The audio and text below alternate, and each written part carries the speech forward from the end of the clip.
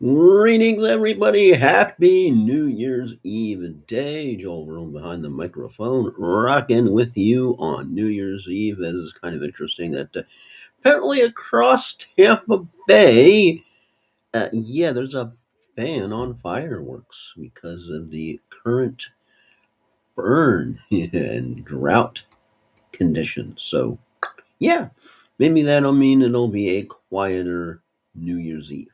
Maybe, maybe. But starting off, of course, with a bit of a bummer news coming down the wire for Buck fans, as of course, Gene and Deckerhoff, the voice of the Bucks, will retire after this year. So, yet another voice one is used to in Tampa Bay sports is hanging up the microphone as yet pretty pretty bleeping good if you think about it. Mr. Deckerhoff ended up getting to call two flippin' Super Bowls. Not too bleeping bad. Of course, the iconic one, Coach Chucky, after he was traded to the Bucks. Then they played the Raiders, his former team, in the Super Bowl. And the Bucks absolutely trashed them. Then, of course, before that was the one where they end up beating, absolutely stunning Philadelphia Eagles. No way the Bucks can win on the road. No way the Bucks can win the cold under a certain degree temperature. And Ronnie Barber freaking picked off Mr. McNabb. And yeah, that was what you remember from that Super Bowl. And the Bucks absolutely just bullied the freaking Raiders. Bullied. So that was one Super Bowl. That was the defense. That was the defense because Trent Dilfer was the quarterback. So that was a defense wins championship. And then, of course, the more recent one. But all of a sudden, Tom flippin' Brady, TB12, headed down south after things didn't exactly go well. How shall we say? In Foxborough, straight out of Foxborough, boom, down Tampa. That worked out for us pretty nicely down here in Tampa Bay, because that was Gene Deckerhoff's second flippin' crazy Super Bowl. Gronk eventually joining the Bucks. The iconic video of Brady tossing the Lombardi Trophy to Gronk. Kind of crazy, but yeah, kind of a quiet NFL day. The Stephon Diggs news breaking yesterday. The power of Brandon Perna's curse wheel. Oh boy, because everyone's like, okay, Patriots got off light. Just somebody going to IR. Okay, no problem. Who almost to the next power rankings? Who's gonna get it this week or the last week of the regular season? And all of a sudden, Stephon Diggs news out of nowhere. Something happened with his personal chef because I was saying 5 points and 5 point vids and tree breaking it down on the dumpster fire and and the exchange, if in fact that was an actual exchange between Diggs and his personal chef. Oh boy. And led to Diggs being charged with a felony that has me believe that is going to be at least a baseline 6 games. Maybe less. Maybe I'm overreacting. But just when something is a felony, when something is that egregious, when something comes out and you just read the description, you're like, holy crap, he got accused of what? Yes, that's got to be at least a Rashee Rice suspension level, at least. But let us scope the football news wire. How about this story? Starting off, how about Mike McDaniel would be the Browns head coach candidate if Dolphins move on and Cleveland's job opens. Huh? I don't know how that's a better Unless a better move, a better move for McDaniel. I mean, yeah, you have a defense there. You got a quarterback you can kind of help to grow and get better. I just, I don't know. I don't know where I'm going to go when the volcano blows. And yeah, just, I don't know. If Cleveland is the alternative, I think I'd stick in Miami. Weather's better. Then how about this? Puka Nakua delivers more 2025 fantasy football championships than any other player. ESPN top 50 rank. And I was just looking at my cup of no Joe. The team started off with Joe Burrow, then turned into Daniel Jones. And boy, oh boy, I did finish last. I didn't finish last. Whoa, whoa, whoa, whoa. Next to last, but I didn't get the toilet bowl award. Boo freaking yah to me. But yeah, I was looking at all of the players, and who constantly stepped up week after freaking week, either by volume, or getting in the end zone. It was Puka Puka. Puka did it. He may have a mouth on him. He may talk about the refs. He may stream inappropriately. He may do crazy stuff on other people's live streams, but he stepped up and he was clutch this year in reality and in fantasy because every single week, like this new this okay, this guy, oh, Puka had another good week. Puka stepped up again. You're like, oh, Puka stepped up. Holy crap, good week from Puka. Yeah. He had the off week. Yeah, everyone was like, well, that was an off week. Off week for Puka. What? Or if he was maybe banged up, or when they had on a bye, but that's when he didn't produce. Because every freaking single week, Puka Nakua stepped up now. Oh boy. Oh boy. You're wondering about motivation. If you're wondering, okay, what are the Eagles gonna do in Week 18? You're wondering why you have all this criticism of the Week 18 schedule. Eagles are expected to rest Jalen Hurts and most starters in Week 18. So for some reason, you are still in a fantasy league in one of those crate 2 week kind of deals. Yeah, no Devonta Smith, no AJ Brown, definitely no Barkley. So Tank Bigsby might be worth a roll, and some of those usual names that you don't expect, but also don't expect much either. Oh yeah, fun. The Week 18 insanity hath begun before even the double header on Saturday, and of course no Thursday game, but yeah. See, Gannon, wide receiver Marvin Harrison will not play in the finale, so that means once again, lock in one, Mr. Wilson, if you're still in it to win it. Although I hope you're not, unless it's one of those insane 2 week type deals, because week 18 is oof.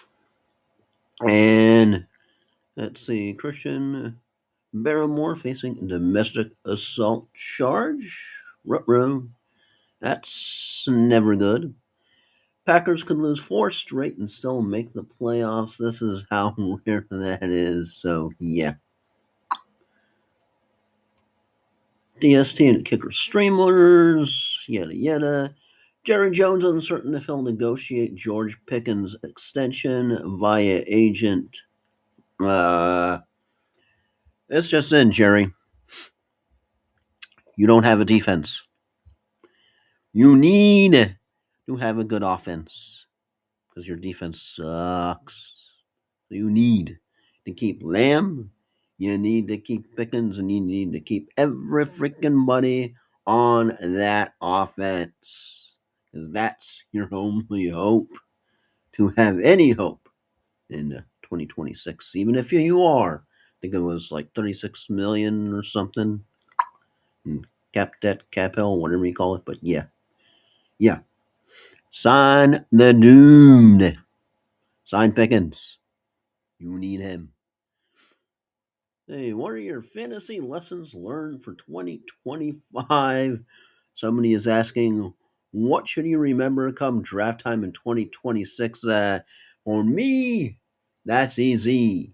Do not draft Calvin effing Ridley. Seriously. You see him? Move on past. If it's Tony Pollard, take Tony Pollard. If Ridley pops up, do not take him. Yeah.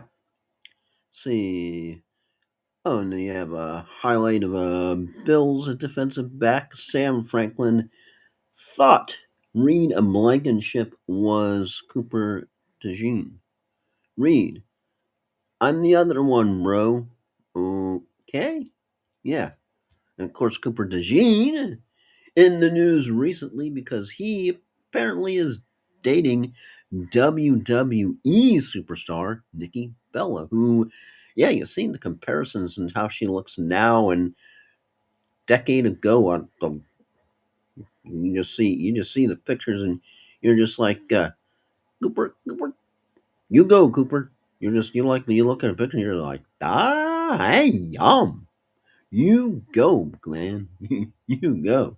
Go out there and all the WWE insinuations that would apply if you wanted to get a hip lock on you. Go for it. Seriously. Your okay is that's a advertisement. Something to look at. Yeah, that's something to actually save. Your league wrapped. That's something to save. Caleb Williams has a league leading 10 20 plus yard touchdown passes, including going 5 for 5, 150 yards, and 2 touchdowns on deep ball passes Sunday night against the Niners. His two main critiques coming out of his rookie year was his deep ball accuracy and his tendency to take sacks.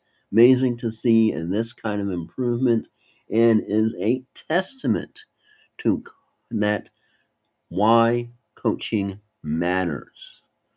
Really, no argument there. It's all done. Bears division winners in the playoffs. I don't know how much of a Super Bowl threat you can call them, but they're up there with just about anybody, I think. You know, Chiefs, Ravens, kind of on the precipice of falling into the abyss there. They got to win the all or nothing at all game, of course, on Sunday. But yeah, then of course, from Adam Schefter, what I led with Buccaneers play-by-play announcer Gene Deckeroff, who has served the voice of the team for 37 seasons. Let me say that again. 37 seasons, a span that ranks the third longest play-by-play tenure for an NFL club behind Eagles Merrill Reese and the Cowboys Brad Sham announced he will retire after this season. Yeah, man, just a bum run. It is going to still be around, unlike iconic voice, unfortunately, R.I.P. Dave Wells of the Rays, who just all of a sudden, the very sudden passing, all of a sudden you're like, what happened? He was just, yeah. But Justine Deckeroff, another one of those voices that won't be there on Sunday. Just won't be there on Sunday. Just anytime you listen to the Sunday Drive, you listen to the Bucks broadcast, and you're just used to his booming voice. Whether it's a good game, whether it's not a good game, whether it's a good season, whether it's not a good season. But thank you, Gene, and we're definitely going to miss you. And take care of yourself and enjoy your retirement. I wonder if he's going to call games and drive his family nuts at home.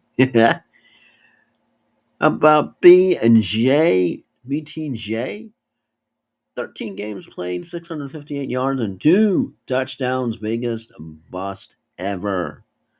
Previous season, ready for this?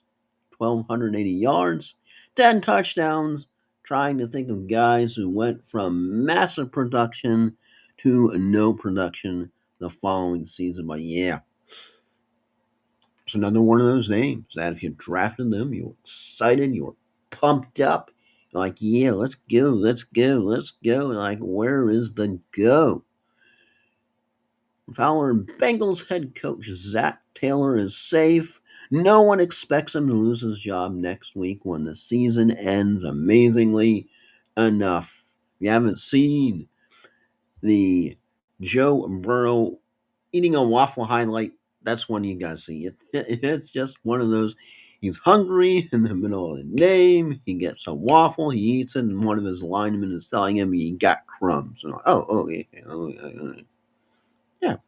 Just when you're an NFL quarterback and you're hungry, you need a waffle. Waffles are good. Something warm when it's a cool day in Cincinnati.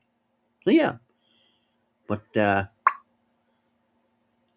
Cowboys, after the Cowboys finished their Christmas game versus the Commanders, this is from Schultz, not Sergeant Schultz, but different Schultz, versus the Commanders, Trevon,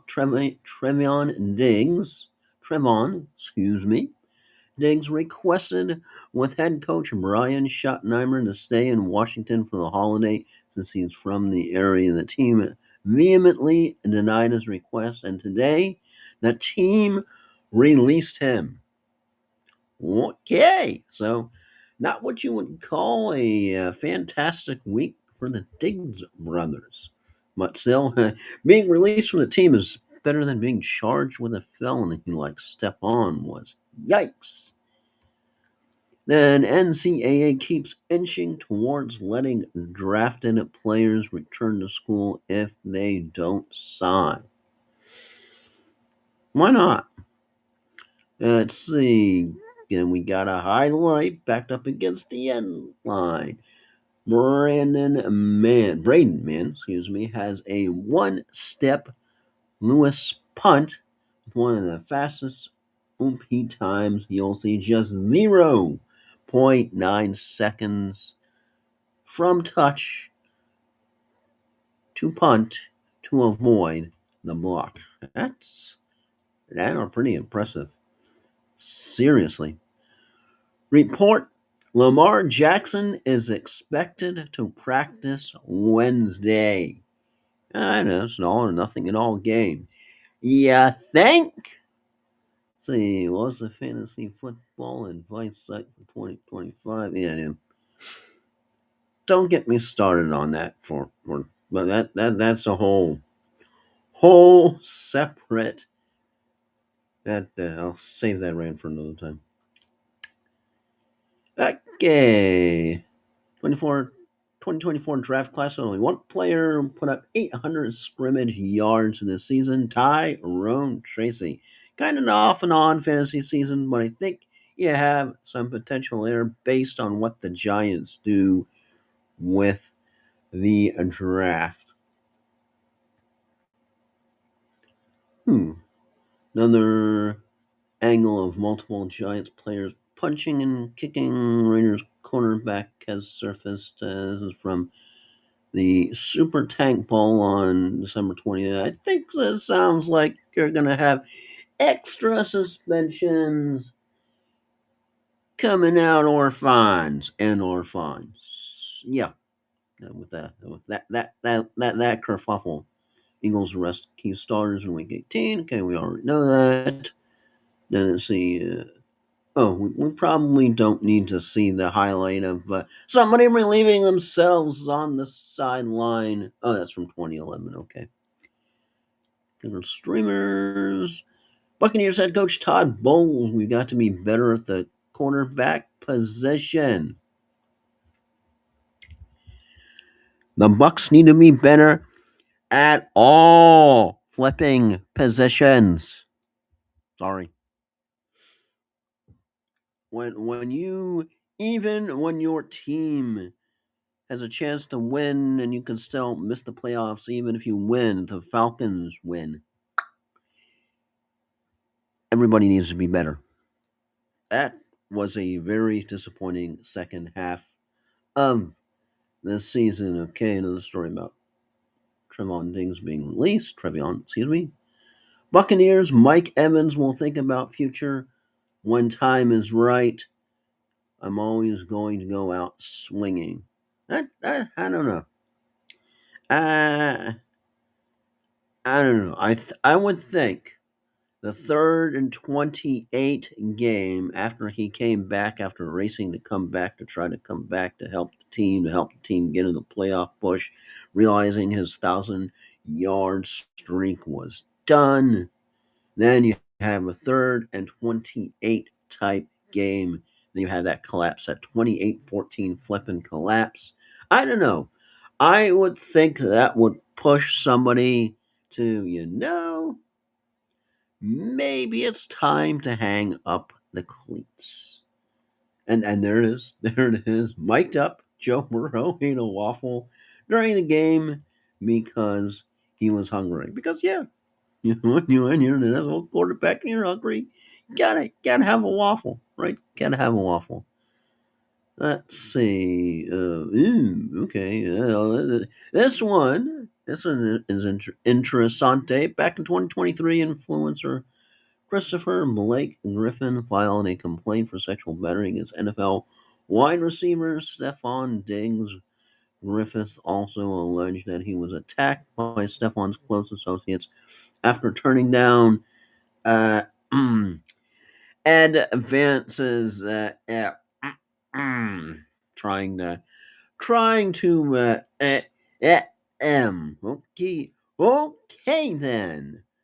Highlight: back in the 2017 season, Minnesota Vikings PR asked their players which teammate you least like to date your sister. Okay, yay! And not surprisingly, Derrick Henry named AFC Offensive Player of the Week. Packers got run over by Derrick Henry on their way home on Christmas Eve. You can say there's no such thing as the Ravens.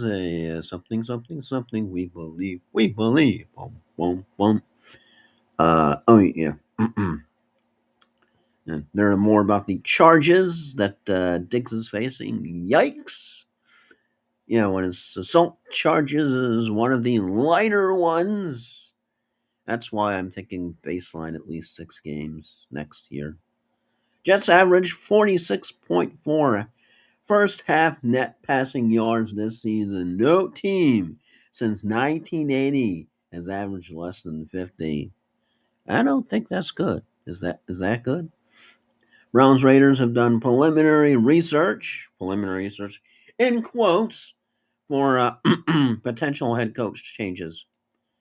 Like it's going to mean anything, because next year I predict both teams will still suck. Champs get in here. Yeah, that's not me. But if you are one, congrats. Enjoy it. Doesn't happen too often in fantasy, so enjoy it. And we will close out with the two highlight from 1967, the coldest game in NFL history. Bart Starr's 1 yard sneak, 13 seconds remaining, lift the Packers to 21-17 win over the Cowboys in the NFL championship game, a contest that would become eternally known as the Ice Bowl. And final news and notes for this New Year's Eve day. Stats from the 2025 season that sounds fake but aren't true. And here are 3, and there are some more that we'll go into because we have about a few upvotes for that one, and a few comments. So we'll start off with the 3 that Atmospheric 90 posted. 1. Tony Pollard needs only 46 rushing yards next week to set a career high in rushing yards. 2. Tyler Shuck is the QB8 since week 13, number 3 since week 6. Trey McBride is a PPR TE1 by 87 points. TE27? That would be one Kyle Pitts. And number 4, New York Jets football team has 0 interceptions in the 2025 season. This is a good one. QBs against the Jets are 13-3 with 34 touchdowns and no interceptions.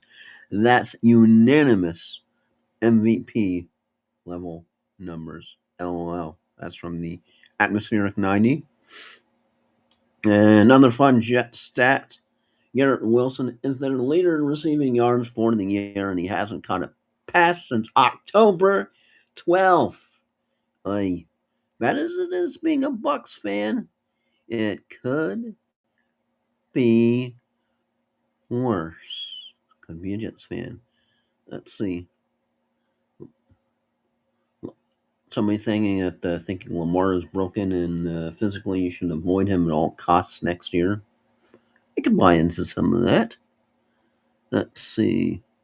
Aubrey, kicker, had more half PPR fantasy points than Justin Jefferson. Let me say that again.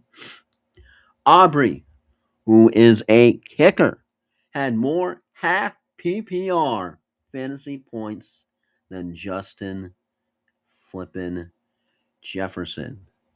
That's a combination of McCarthy being injured, the Carson Wentz experience with his shoulder, and Max Brosmer, however you say his last name, the one who really is the worst quarterback for the Minnesota Vikings. Myers had more PPR fantasy points than Jefferson too, another one. So yeah, bad year. If you're like, I got Justin Jefferson, all right, woohoo, and what bleep is going on? Let's see. Let's see if there's any more. Only reached ahead of 2 other teams. Omri is WR8, RB17, and TE2 and half PPR. Ouch. And think about kickers getting drafted usually last, right? All right. Okay, but so that's enough of that.